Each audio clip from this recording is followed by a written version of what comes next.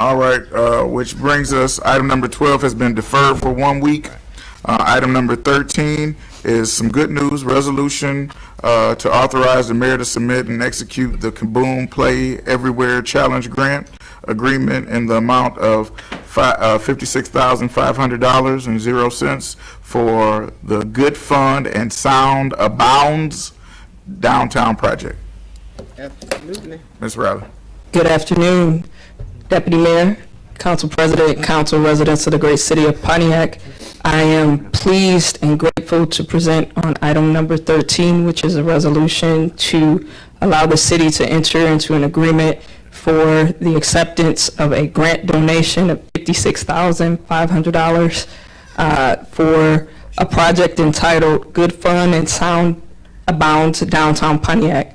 That project is targeted for the Hidden River Park, which is in our downtown district, Councilwoman Waterman's district, and what that involves is placing equipment, play equipment, along with musical instruments and a portable stage for arts and cultural initiatives in our downtown.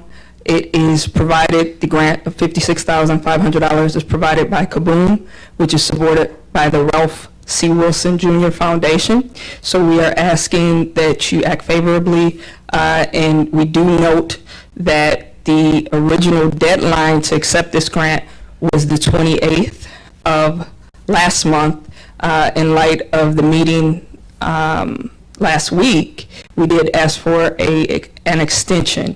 So we received preliminary notice about a week ago. They did want us to engage in the grant agreement by the 28th of June, but we have received an extension. So I am asking Council President, Council, that you all act favorably to accept the $56,500 grant award today. Mr. President, not being selfish. But before no, I hear what you're saying. The only question I have is probably a question for Mr. Chubb. Adding this playground equipment to Hidden River Park, does that affect the medical marijuana provisioning centers that would be designated in that area? Good afternoon, Council President. To the extent that the park previously did not have playground equipment, and this would turn it into a park with playground equipment consistent with our ordinance, I believe it's 2357, then the buffers that would apply to the park where they previously did not. So if there are eligible properties near the park, the buffers would be created and it could buffer out some spaces. So is there any way that we can accept this grant with the conditioning of it staying the same as far as the designation? No, what I'm saying is the grant is from KaBoom. We are accepting the money in order to do the facility.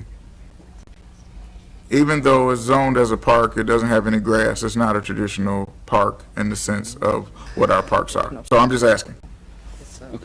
It's my understanding that there were playground instruments already, and so we already were using the buffer for that park. So it won't change anything with regard to buffers that were already established. Right, it's a park. Right.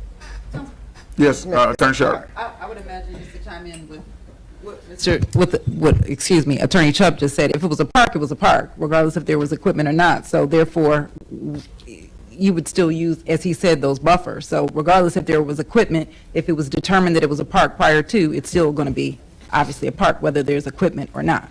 Correct, Attorney Chubb? The distinction is with respect to Ordinance 2357, it does distinctly state the buffers apply to a park with playground equipment.